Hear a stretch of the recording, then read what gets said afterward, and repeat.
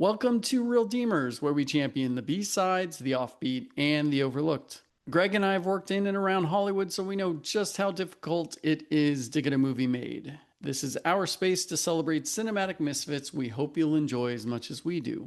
This episode, we're looking at an overlooked film that deals with the struggles of a Vietnam vet returning home to the Bronx. So get your face paint and shotguns ready. It's time for Dead Presidents.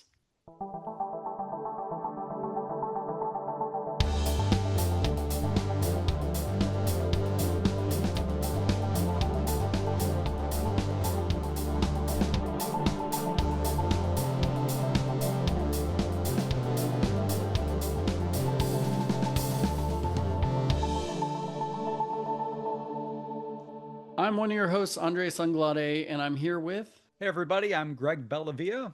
And listeners, I have to begin this episode with an apology. I hate to start on such a somber note, but it turns out I wasn't entirely honest with all of you. My dad finally listened to our Barb and Star episode, and in that discussion, I mentioned my first drive-in experience was seeing Wonder Woman at the Rose Bowl during the pandemic. My dad was very, very quick to point out that that wasn't true. My first drive-in experience was, in fact, watching Pink Panther when I was around 2 years old. Wow. I know. How could I forget something like that? I don't know how that slipped my mind considering my age at the time. Look, I led a lot of you astray. You put your trust in me. I wanted to share my personal experience with you, and I unintentionally embellished. This is not the mark of a great real deemer. This is not what we stand for on this podcast. Well, this podcast is about forgiveness, cinematic forgiveness sometimes, and also, you just open things up with a harsh truth. And this film is also about a lot of very harsh truths. So perhaps an appropriate place to be having this conversation. That's a very, very good point.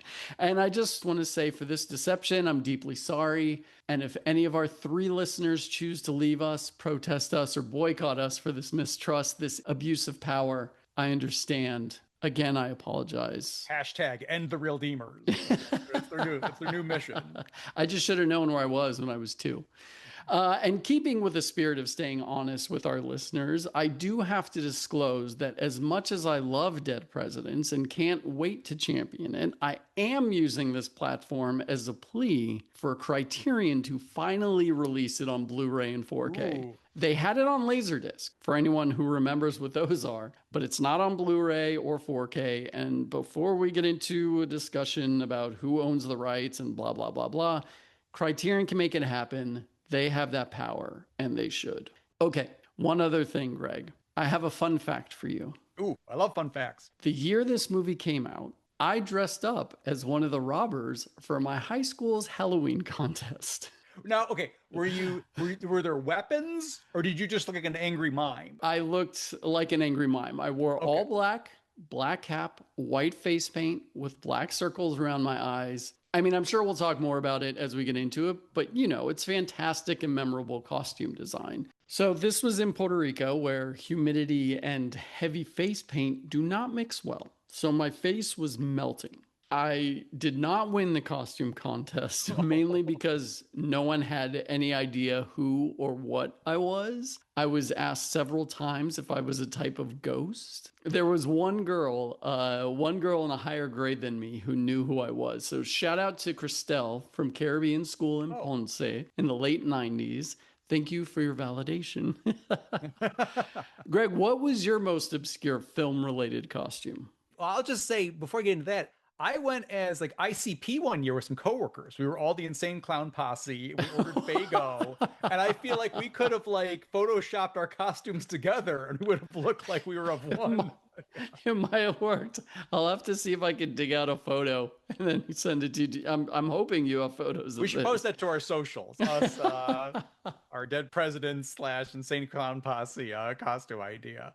Most obscure film. That's a good one. Oh no, I actually got it. I was Otis from House of a Thousand Corpses one year. And not that that's an obscure film necessarily, but who's dressing up like that? And also at the costume party, nobody knew who I did look like a crazed hillbilly. So at least I gave off the vibe I was going for, but nobody necessarily knew the movie. So that's probably the closest. And was the party movie themed, or was it just a regular Halloween party? No, just rando Halloween party. Though my buddy, he came as Johnny Depp very late in the film Once Upon a Time in Mexico. So no spoiler alert, but if you've seen that film, Johnny Depp goes through a bit of a transformation. And that costume was even more obscure than my costume because I knew what he was when he walked in. I'm like, oh, Yeah. Johnny Depp. But other people were like, who the hell are you? So that's the so two we were brethren in arms of two obscure movie costumes at this party. Amazing. Amazing. Well, like I said, this film has great costume design for a particular scene. Dead Presidents was released on October 5th, 1995. In case you were wondering how close to Halloween I decided on my costume that year, I was cutting it pretty close. The film's directed by the Hughes Brothers. Greg, why don't you tell us a little bit about them? Sure thing. I feel like it's a mistake to always name drop Spike Lee when it comes to, black filmmakers here in the United States. But it is true that the success of Do the Right Thing and some of his other films opened doors. And that opened doors to John Singleton's Boys in the Hood and Matty Rich's Straight Outta Brooklyn. And studios were open to young black filmmakers in a way that they hadn't been. And that's not to undermine, the LA Rebellion and other, like filmmakers that we'd love to spotlight here. But Spike Lee and Singleton and Matty Rich really paved the way to studios looking for how can we tell other stories. So you're getting stuff like Juice, you're getting stuff like New Jack City and South Central. And it was different and it was fresh and it was cool. And I think that's the other thing. Like looking back on these films now, these are quote unquote classics. When we were kids, these were cool movies. You go over to your buddy's house and geez, he's got Juice on in the background. How cool is that? Yeah. And that paved the way for their first feature, which was Menace to Society, which was seen in a way as kind of a call and response to Boys in the Hood. If Boys in the Hood was kind of preaching a sort of, take the right path approach, Menace to Society was more of there is no right way out of here, and they presented you with more of like an anti-hero, somebody that was a little bit more of a sociopath than what you'd seen in the other film, and that did well. Their follow-up film was going to be even bigger, badder, better, blending a whole bunch of different genres and leading into this. Now, they had made some short films. The brothers were Albert and Alan. Alan had had a son at the age of 18. That had prompted the twins to drop out of school and begin working on music videos at the time. And they worked with Tone Loc and Tupac Shakur. So they had chops from an early age. And the fact that right now the zeitgeist was trying to find people with these different sort of stories to tell, this was the perfect time and the perfect place to kind of pull them in.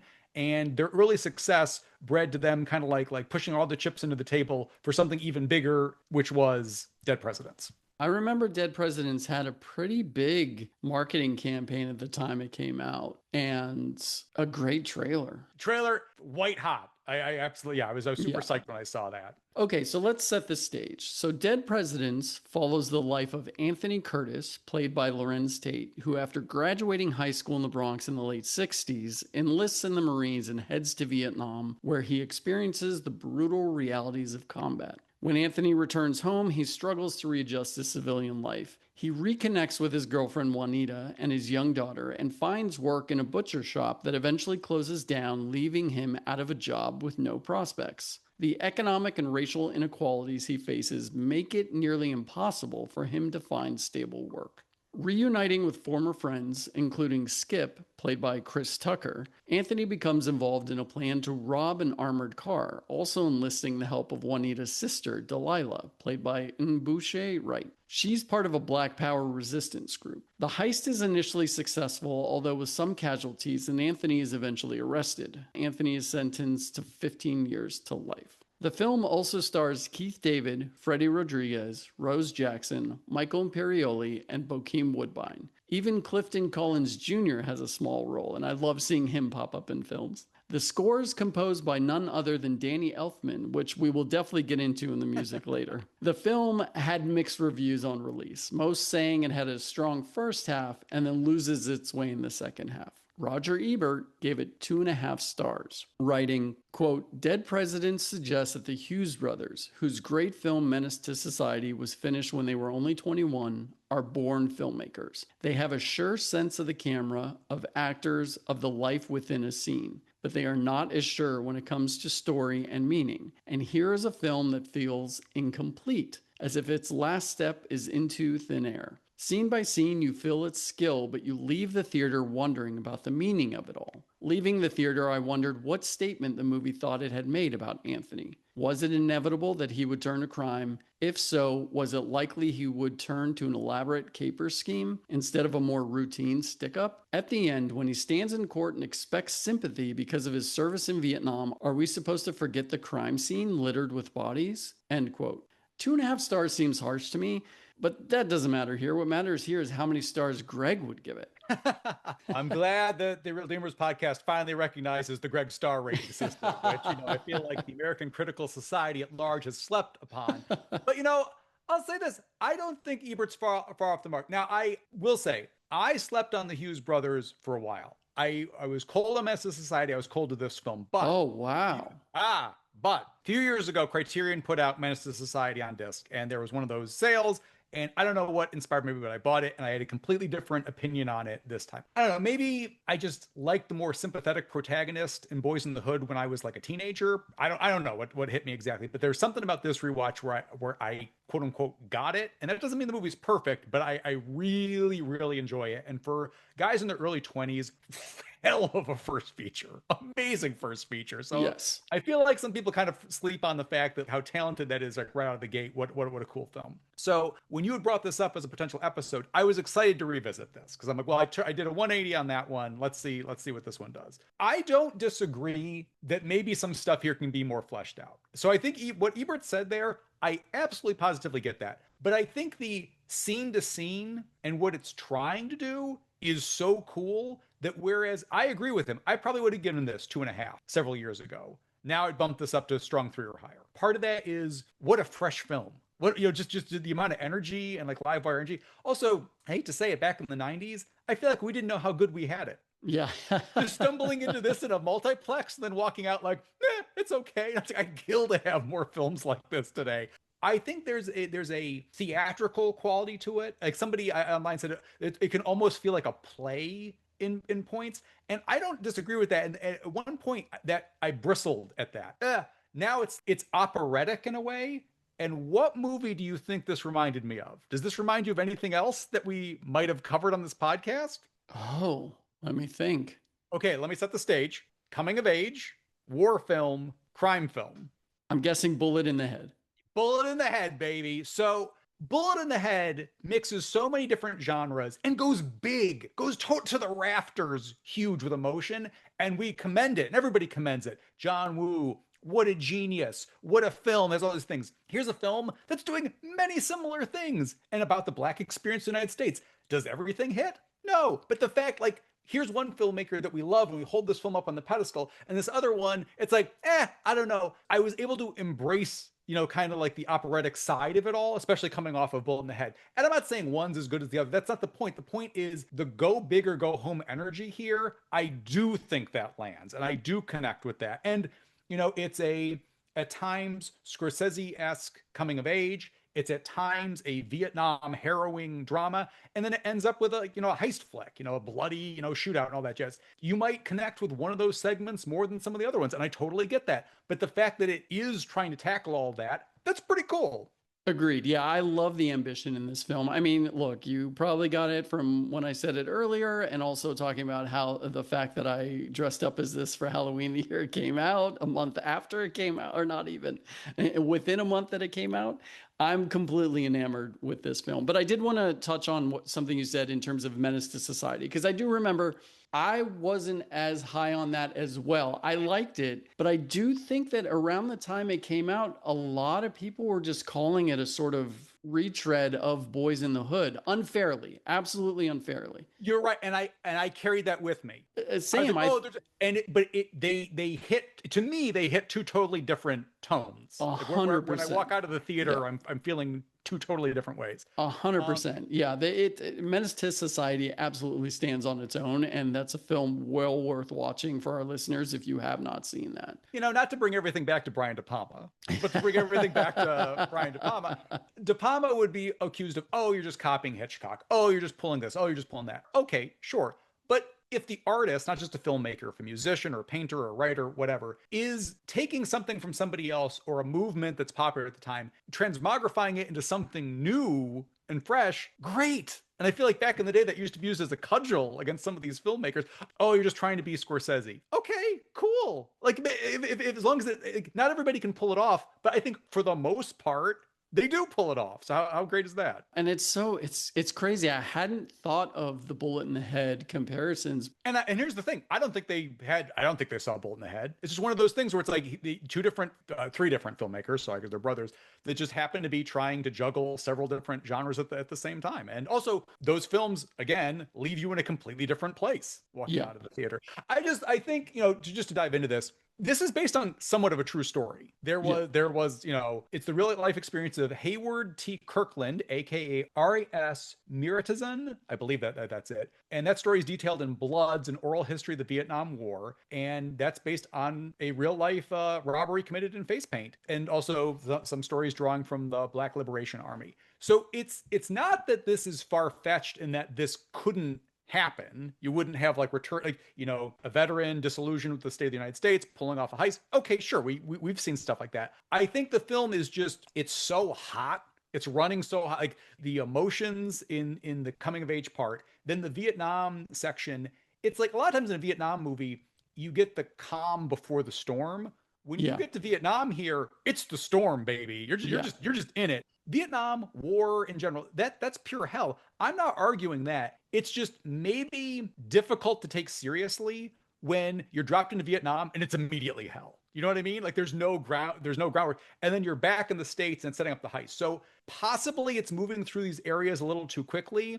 But again, I'd rather a film bite off more than it can chew. And for the most part, I think it does do a good job chewing this than not go big at all. I still think 2.5 stars is harsh. When filmmakers achieve massive success in their debut film, everyone talks about a sophomore slump. I would not put this film into that category.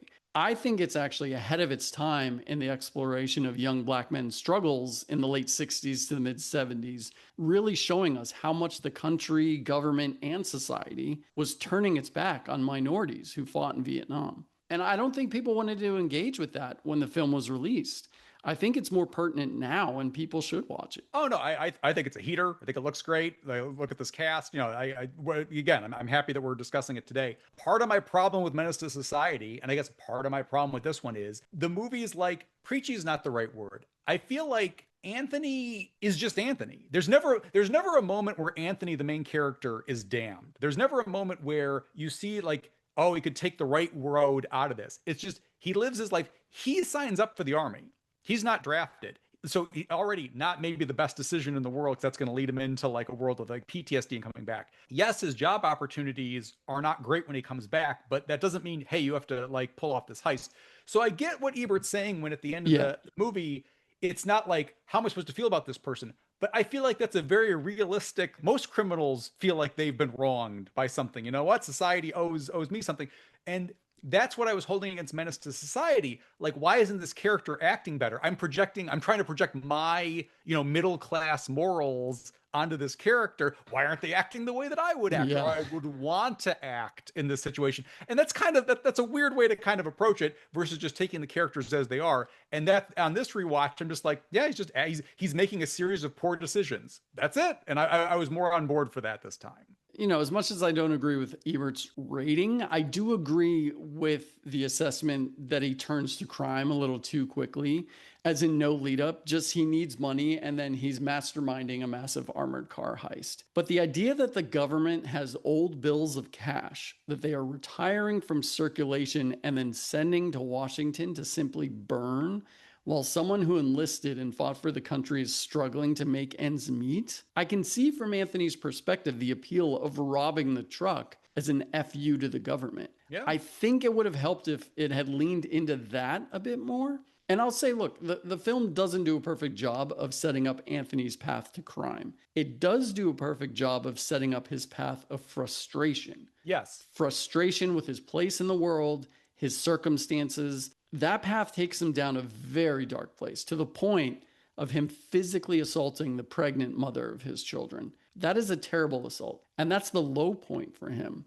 That's where the dark frustrations have taken him. And that's the point in the movie that solidifies us from not watching a hero story, but a human story. And please note, I'm not condoning him assaulting Juanita. That was awful. And it's supposed to be. We're supposed to be appalled by it. But he is a human who is now at the lowest point in his life, unsure of where to turn. So he turns to crime. But I get it. Like, it would have been nice if he would have had a scene where, like Ebert said, maybe the first thing he did was like rob a store or something, and then realizing that's still not enough money. And also, not, I know, I think we've said it like 5 times on the podcast now, not to be a broken record, but there's some movies that might play better as a series. This could be great as a 6-episode, prestige series. Just start off with him as the teenager, a couple episodes with him in Vietnam, and just there's more room to breathe.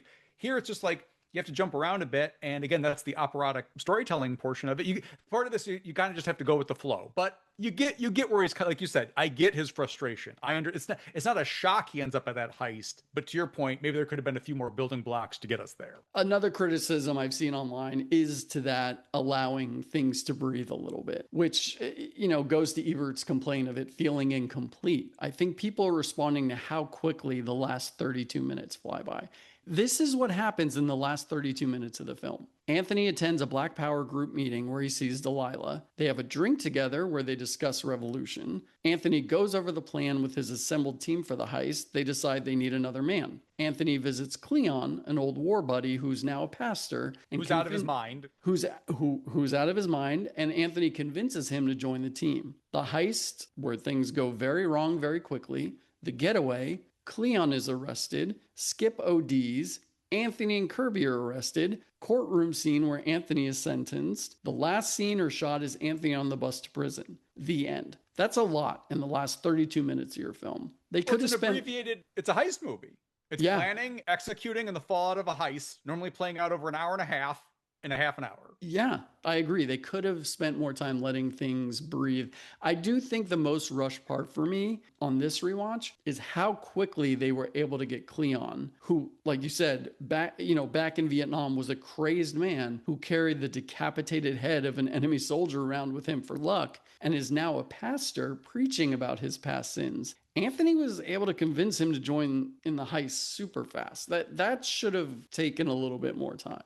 Look, this is not a Razzie Redemption. This is a good movie we both like. Look, just go watch the movie. It's a good movie, like, period. With maybe script writing hat on, maybe cut down the Vietnam section. Just have him get back, have him flying, and then him get back and maybe show, kind of what Juanita's up to with the daughter back here in the States for a scene or two. Then he's back and kind of just get flashes of the PTSD.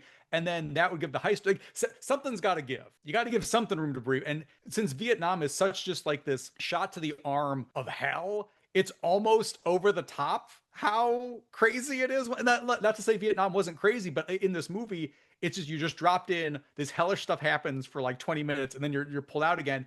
I don't know, maybe that could have been modulated a little bit differently to give the heist just a little bit more time. Let's talk about the performances. There's not one bad performance in this movie. How rare is that? We have our MVP category later on, but it was not easy coming up with just one person. Well, yeah, you got Keith David, who plays a kind of a father figure, but also a criminal to Anthony. You got Chris Tucker as his best friend, and Freddie Rodriguez is another close friend. Rose Jackson plays Juanita, his main squeeze. Terrence Howard in a small part, but he totally jumps out. Like, just every scene he's in, he steals it. Like, you knew that guy was going places. Yeah. And then, as crazy as he is, Bokeem Woodbine, awesome. Look, again, I love this movie. I loved it the first time I saw it in theaters. I loved it on this rewatch. I'm always happy to champion it. Is there anything else you want to discuss before we get into categories? I'll just say, I think the sophomore-ness of it, I think, is often like ambition that comes up short. And maybe this is the definition of that, something that people kind of went, but like, I think that's not seeing the forest for the trees of like how much cool stuff is in here. And I wish more young filmmakers were given the, nowadays, and I'm not railing against it. I love me a Marvel movie. I love me a Star Wars movie. I love any horror franchise. I'm open to most things. But nowadays, if you're hot as a pistol, they give you a piece of IP. That's your reward. Yeah. Back in the day, you got to make whatever you wanted. And I miss stuff like this. And I appreciate it now more a few decades later that we're not getting it as much. Like you said, we had it good. Also, do you know how many more films they directed together? Feature films? I The think Hughes just brothers? one after this, right? It was, Two more. oh no, excuse me. You're right. Two more. It was From Hell and Book of Eli. That's it. Isn't that amazing? I would have guessed more. Four films, that's it. But two is that strong? That's pretty great. Menace to Yeah, Society in this one. they're talented. I wish we could get more from them. All right, let's get into our categories. This is the part of our episode where we like to champion the various aspects that we really liked. Okay, Greg, what's the heart of the film? You know, this is going to be a first. I'm going to save the heart of the film for me until the t shirt quote Oh, because they're one and the same. okay. I like this. It's a good tease. My heart of the film is you can fight for your country, but your country might not fight for you. Favorite scene? The heist. I mean, I'm a sucker for That's heist. I'm a film noir is like one of my favorite genres. Now, I think technically I love the Scorsese coming of age part. I like him fumbling with his first time with his girlfriend. That's very lived in. oh, it's Honestly, so I like good. on this rewatch, Anthony and Juanita's scenes are some of my favorite time together, just them playing off each other. I'm also a bloodthirsty ghoul. I like my action. And it's a sick heist sequence, and they're done up very stylistically. And the squibs are like great 90s squibs, that bright red blood. So I don't know.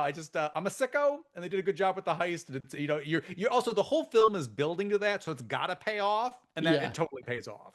Oh, it's amazing. Yeah.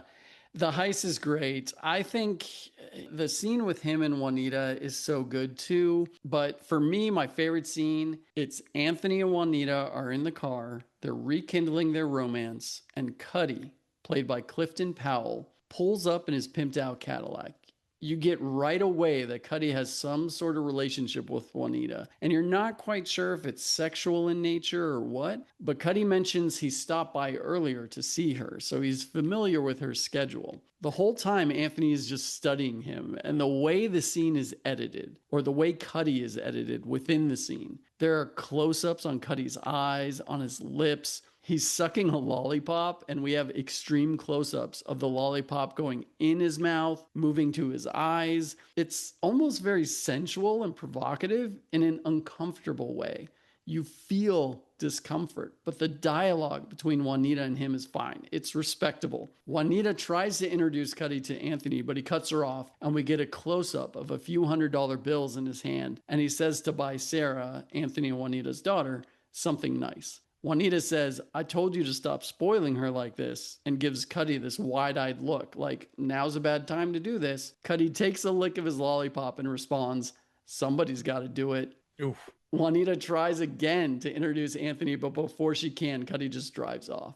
That scene, before this rewatch, I would have said the heist, absolutely, but just I love the way they edited that scene. If we may, can we move up underrated element real fast? Sure. Because I would like to talk about that right now. This dynamic is my underrated element of the film. It's half Anthony and Juanita. I think Rose Jackson does a really good job. And I think something that we're discussing, look, it's no newsflash. Women don't always look great in films, misogyny, all that, of course. But going through our episodes and being able to pick the stuff apart has been fascinating. That is almost a thankless role. The nagging wife. Go get a better job, go take care of us. But that's not what she is. Anthony leaves to Vietnam, does not send her a letter, does not check in, and she has his child. He knows this, and he's not checking in on them. That's another one of those, there's no specific moment of damnation for Anthony. That's shitty behavior. He's not taking care of his child back in the States. They never explain to you why that is. That's just how he's wired. You know what I mean? So when he gets back, she's excited to get back with him. Yeah, she had a relationship with this Cuddy guy. What else was she supposed to do? He wasn't checking in on her, and she's not two-timing him behind his back. So he suspects that. He's upset about that. Later on, Cuddy confronts him again. He just went visiting, and Anthony gets in his face. Now, yeah, if I was Anthony, I'd be mad too, and that's why I'm willing to give credit. But Cuddy doesn't cross any. He walks right up to the line, and then Anthony kind of prods him, and then he gets beat up for it. So I can see where all three of them are coming from, and that's why it works. Because it'd be easy to make Cuddy and Juanita just stock villains cheating on him behind his back, and it's not how they play it here. No, and I love that. I love how they treat Juanita's character. You're right. There's no maliciousness there. She's 100% honest with him. Like, yeah, I used to date him. That's over now. He checks in on me from time to time. But And it's also the all undercurrent of people not appreciating the Vietnam War, and that's how it was. I mean, that's not new material here, right. But her not understanding his PTSD. Why don't you want to hook up with me? Why are you having these nightmares? Like, what's going on with you? And then later on into his sentencing, I love Martin Sheen's like, well, I was in a real war. And that's great. And again, you can't quite defend what he does, where he ends up, but like the undercurrent of everything kind of working against him is there the whole time. So I don't know, that dynamic really hit home this time for me. Oh, that's awesome. You mentioned the Martin Sheen cameo. He plays the judge in the courtroom scene in the end. And yeah, like you said, that line, Anthony's lawyer's trying to find leniency by talking about his military record and what he did in Vietnam. And like you said, Martin Sheen just cuts him short and says, I was in a real war. Don't try the shit. We're giving him the max sentence. It's just. Well, isn't it funny? Like, I'm sorry, not to go off on a tangent here. Just talking about like motive. Taxi Driver. I love it. One of my all-time favorite films. At the end of the film, you're not like, geez, why is Travis Bickle like that? Because he's an extreme personality. I think because Anthony is a normal, everyday Joe who ends up making terrible decisions. Yeah. You're left like, well, why would he do that? Don't people do that every goddamn day? Yeah. Again, not to harp up on that, but that's a fascinating quote you pulled. I get where he's coming from. People make terrible, life-altering decisions for less every day. Yeah. All right. Favorite shot. Or you know what? I should give my underrated element. Yes. Yeah. For me, it's the music. It's hard not to talk about this movie without mentioning the soundtrack. This film was my introduction to the deep rhythm and blues sounds of the 60s and 70s. I didn't grow up listening to this music, but did I go out and immediately buy the soundtrack on compact disc? Yes, I did. Would I sometimes put on my costume and face paint and lay in bed listening to the soundtrack? No, I would not. Oh, okay. Wow. You had me. But would I play the soundtrack endlessly and still sing one or two songs out loud from time to time? Yes. I agree 100%. I'd say Man Oh Man by the Impressions is used in the trailer, and I remember that for the rest of my life. Oh, yeah. Also how good the trailer is, but it's just such a good soundtrack. And it sold really well that they ended up putting out a second volume. Oh, I love that. Yeah. See, you kids these days, I love you, but you can't appreciate the good soundtrack. When you pick that up, and like Forrest Gump had the giant one, Grosse Pointe Blank put out a few volumes, Train Spotting put out a few volumes. I did not know this one did as well. Yeah. Sidebar, that'd be a fun episode. I was talking about our favorite soundtracks. Ooh, we should do a short ends. Yeah. Oh, I like that idea. Okay, as great as the soundtrack is, the score is phenomenal. And it's a somewhat muted score from Danny Elfman. You wouldn't expect like woo-ba-da-boo, woo-ba-da-boo. You'd expect like a whole bunch of different. It's like, oh, that's Danny Elfman. Good for him. It's not as distinct as his typical sound. There is, and I don't mean that in a bad way. There is like one of his touches. There's like a moment where you hear a chorus, and the cue that plays over the opening title sequence. So badass. It's a great score piece. I remember I was so psyched that the CD, the soundtrack CD, had his piece of score on it along with the source cues. Oh, that's awesome. It was great. Yeah, so that's my underrated element. Also, soundtracks are tough. It's one of those things where it's like, oh man, the 70s had great music, and then you just select X number of tracks and you plug it in. But there's an art to it. This is a great soundtrack. It's up there. Well, I'm so excited. Yeah, we definitely need to do a short ends. All right, so taking it back, let's go to favorite shot. Tough. Because a lot of ingenuity in here. But one thing that stood out on my Menace to Society rewatch was their use of like Mario Bava-esque, really heavy, arty lighting. I'm like, oh, this thing looks great. And the house party here on graduation night, where it's just moving from room to room and you're getting there. So one, just you're capturing the slice of life moment with all these, kids about to go off into like, what their lives are going to look like. And also the lighting looks sick. So huge fan of that. Yeah, the cinematography in that scene is so cool. I mean, the different colors for each room, in this sort of drunk high haze of an after graduation party. I think that's My another thing about the movie is like there's moments where their first time they're in bed, they're awkwardly fumbling with each other. That feels very real. That's a real lived in moment. There's other moments like that throughout the film. But then there's moments in the house where it's highly stylized. No house would look like that. And it's just like, it'd be cool if we shot the house like this. And I think some people kind of bump up against the unreality of the film. And okay, if that takes you out of it, I get it. But, again, it's a sophomore film. They're going for it. I think that's neat. my favorite shot is the transition from Bronx to Vietnam as Anthony's hopping over the gates of backyards as he runs away from Juanita's house. I still remember being blown away by that transition in the theater.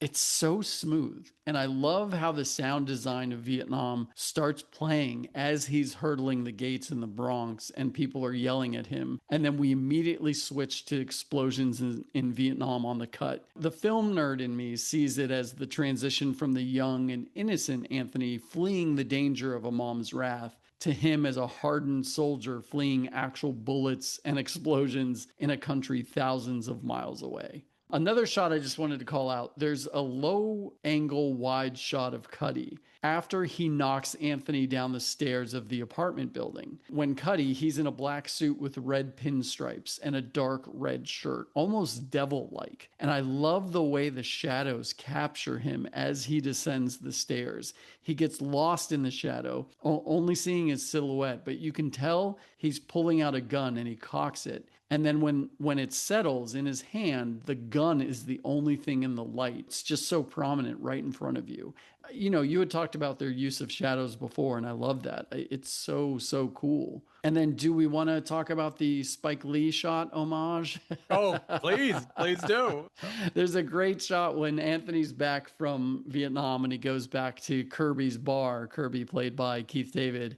And he walks down the stairs, and we get a great homage to Spike Lee of that dolly shot where he's standing on a platform, but it's like he's walking. But I like what they do with it here because they actually spin the camera around him to reveal when he runs into his friend Joe or Jose, played by Freddie Rodriguez, which I thought was really cool.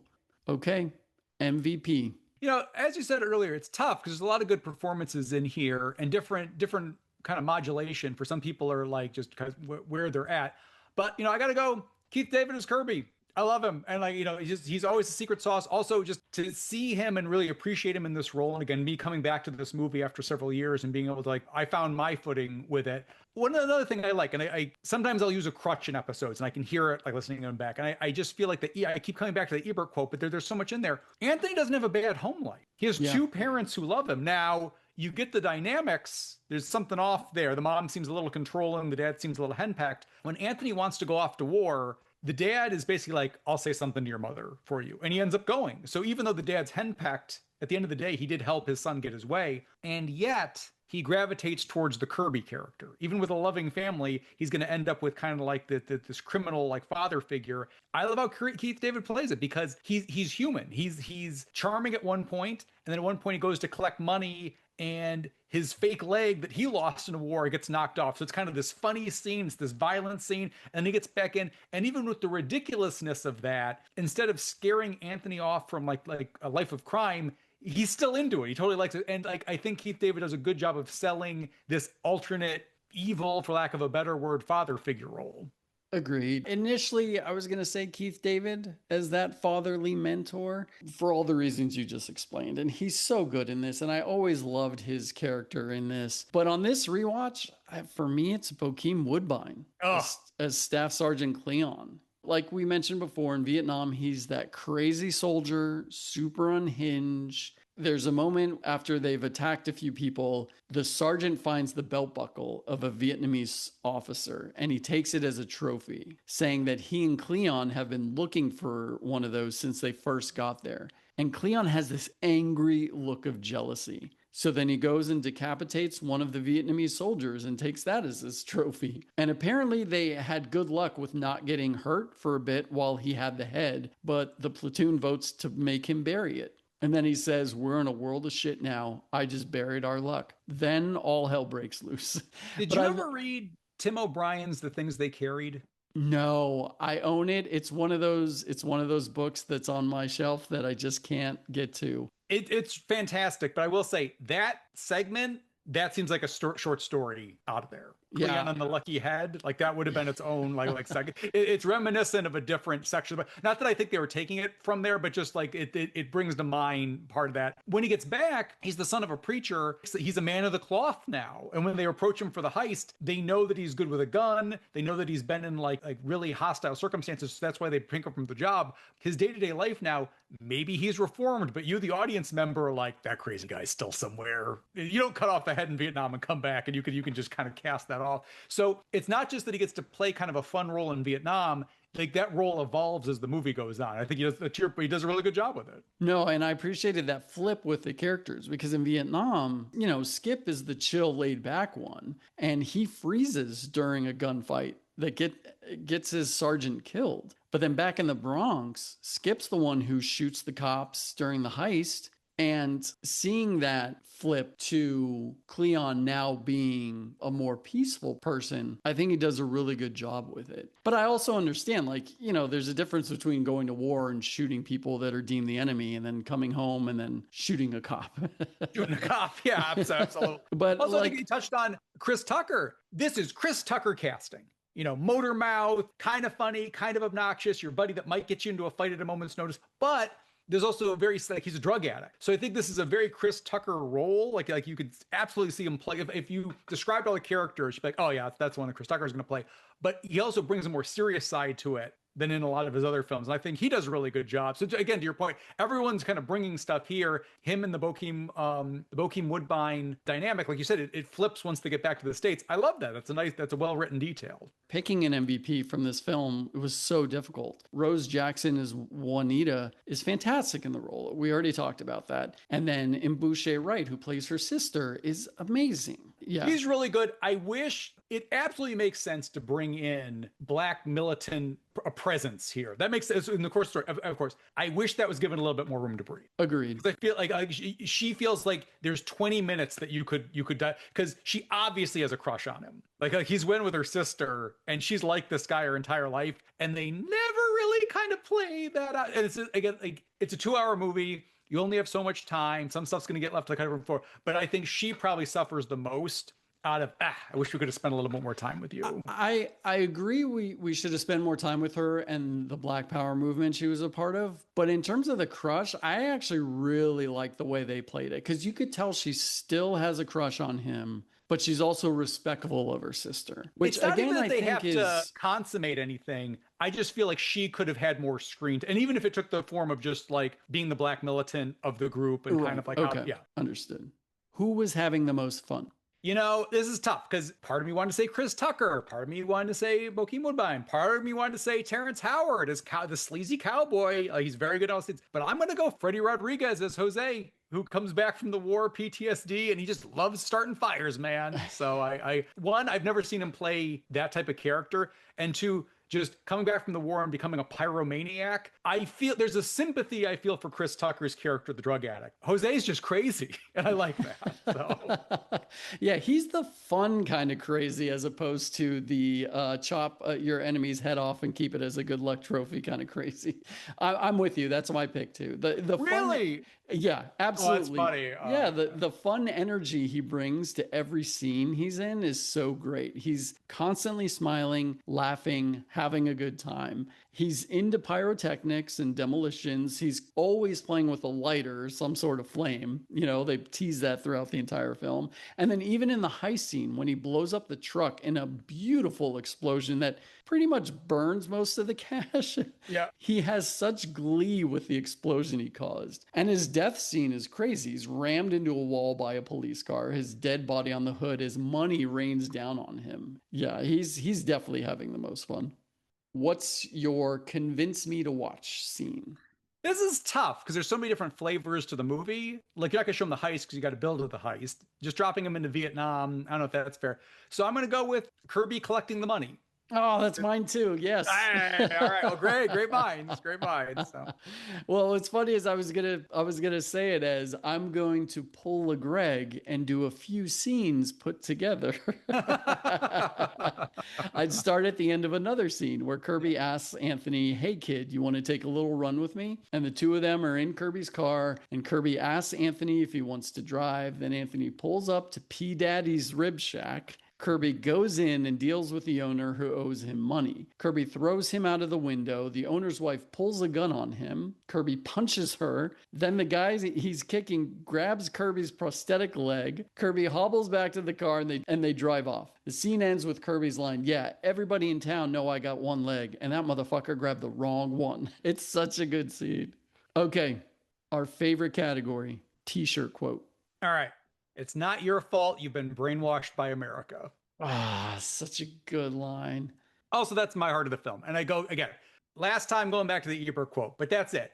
Ebert's like, well, what was this person supposed to be thinking? Here's somebody who thought he was owed something that he wasn't owed because maybe the system's rigged against him. You know, like even going earlier in the film, Kirby's allowed to have his kind of like illicit dealings off to the side because he's paying off the cops. Like everybody's in on it. You're fighting in an unpopular war and you're going to come back and people hate you or don't respect you for it. There's no jobs. Your girl doesn't quite respect you 100%. I think he's just reacting to things around him. He reacts in a bad way. He's making the wrong choices, but you get where that's coming from. And I think that quote encapsulates just where he's at the entire time. He's pursuing the military when he doesn't need to. He's pursuing the heist when he doesn't have to. And I think he's been brainwashed into getting these things by kind of like the America around him. I like that we waited to get your heart of the film with this quote because it's such a powerful quote. And it was one I had written down, but that wasn't my t-shirt quote. Mine was, "No bad habits, ma, except a little killing for my country, of course,"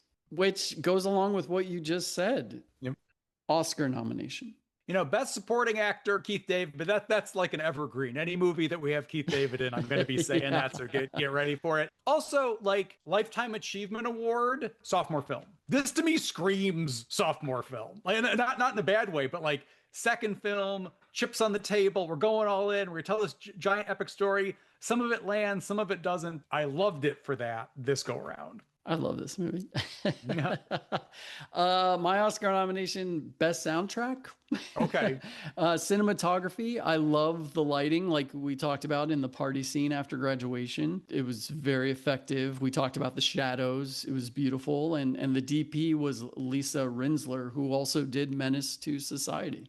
Okay, we always like to end on a crew shout out. I'll start with this one. The crew member I'd like to shout out is Lance Anderson, who's the makeup artist who I'm sure no doubt worked on the amazing face paint for the robbery scene. I wanted to shout them out because I really could have used Lance's help during my high school Halloween contest. Then you would have won. I still don't think I would have won, but my face probably would not have melted. Oh. Other films Lance worked on are The Thing, Red Dawn, Death Becomes Her, The Crow, very fitting, Tim Burton's Planet of the Apes, which however you feel about the movie, there's no denying that it has incredible practical makeup effects. I mean, to be honest, I would say go check out Lance Anderson's IMDb page. They worked on so many amazing films, but there's one credit I'm so excited to highlight. Greg, Lance also did makeup effects for a little Wes Craven film called Shocker. Hell yeah! Oh man. Well, I'm sure we'll be talking about him more in a future installment.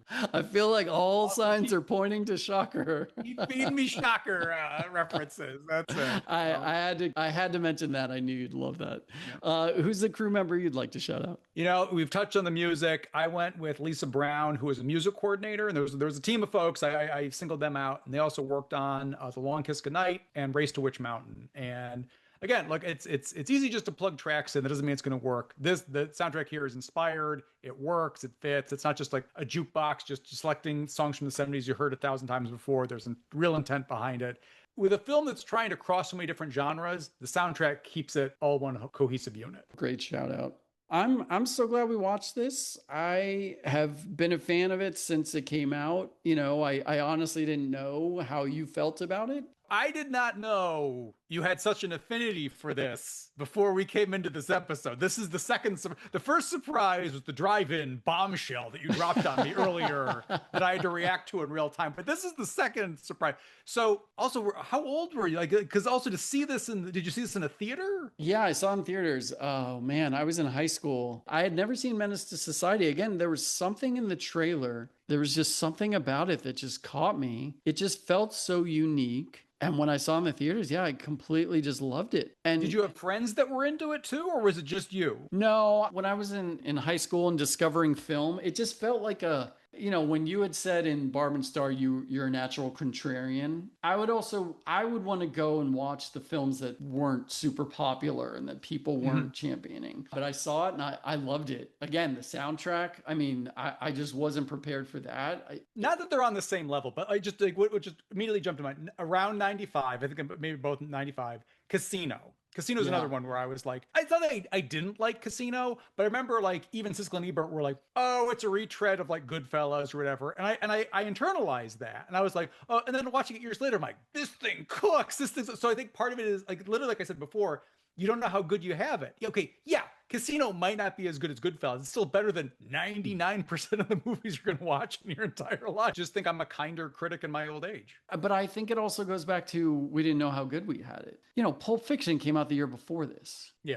There was so many great films coming out. It is funny to think of this post Pulp Fiction because the early 90s, you were getting The Boys in the Hood and South Central and what, like, then Pulp Fiction's going to come out and that's about to change the game. Yeah. So this almost feels a little late in a certain, that's another thing to hold, like it's like, oh, well, it's just yet another one of these films. And yet, which one of those was trying to aim for this epic? And all Yeah. That? So, yeah. Yeah. Honestly, didn't know that many people who'd even seen this. And I caught it years later on cable. And again, didn't quite land. But also, I don't know if I was giving it 100% the benefit of the doubt. And that's why I was excited. After Menace to Society, I've changed my mind so much on that. I was happy you suggested this because I felt like a similar thing would happen. And then here we are. I wanted to do it because I want to champion it. Look, it's not a perfect film. There are things you can sort of pick apart if you really wanted to. But like we already explained with everything, it being a sophomore film, the filmmakers are in their 20s. They have incredible talent. Because it covers different genres, do you have a favorite section? Or is it just kind of just one? Because I don't want that to be a leading question because with Bullet in the Head, I like the whole thing because it flows from one to the other. Here, it feels like three separate, it's coming of age, leads into Vietnam, leads into the heist movie. And not to say they're not all related to each other, but do you have like a favorite part or like you kind of see it like Bullet in the Head where it's all one piece? You know what's funny is this rewatch, I really started seeing it as parts as opposed to one film. I used to just watch it as one epic film, but this rewatch, I could really break it down, that coming of age, the Vietnam, and then the sort of the coming home and then heist. And I would say the coming home and the heist parts are the ones that really made me separate everything out because I do feel like those parts I think need to breathe a little bit more. We get it, like I said, we get his frustrations, but I would have liked to have seen more of his disdain towards, the government and getting a bit more pulled into the Black Power movement. We talked about Delilah's character, like seeing more of her. And when I was younger, I loved the coming of age stuff because I was around that age, in high school. And then, but now I'm with you in that maybe the Vietnam scenes don't need to be as long, but I would have liked a little bit more of his sort of turn to crime. And then the heist is great, but it is fairly quick. Yeah, I mean, also it's huge fan. We're coming into this with love. That's the whole point we're even talking about today. I think a lot of times with a heist, like a heist movie, you get the intricacies. Okay, the cop's going to come out at 1:00. Now you need to be this doesn't have time for that. So it's like, to your point, like, so it's half heist, but half you could have just built that out a little bit more because I think the more complicated the heist, the more nooks and crannies there are to go wrong. That's part of the fun of it. And here you just don't get that. It seems like you appreciated it more this time around than you did the first time you saw it. Yeah, I don't know. It's not that I don't see what other people see when it comes to flaws. I just feel like the pros so outweigh those. And it's like it's a 2-hour movie. Okay, not every single plot line is going to get 100% of the attention. That's fine. Again, they're in their like early to mid 20s when they knock this out. It looks awesome. And I just the energy that this has with it. I wish more films kind of took a page from this than some other stuff. I wish I had this talent in my 20s. Yeah. It's one of those things where other than saying things need to breathe, I wouldn't know. I wouldn't be able to come up with things to fix it. You know what I mean? Like, that's a good point, and that's where I'm more positive this time, because I like everything that's happening. So what's my big critique? More. Yeah, that's a great point. It's like, yeah, we want more because that only makes it even better than how good it is. Yeah. Awesome. Well, I'm glad you liked it. Well, thank you so much for joining us on this episode of Real Demers. If you like what you heard, please leave a like, review, or subscribe on whatever platforms you listen to podcasts. Those go a long way to help others discover us. Also, feel free to share with anyone you think would enjoy a listen. If you'd like to reach out or drop a note, you can email us realdemers@gmail.com. You can follow us on Blue Sky, Instagram, and YouTube. Our music is by Adolfo Delanoy. You can follow him on Instagram @Adolfo Delanoy. Thanks again, and be safe.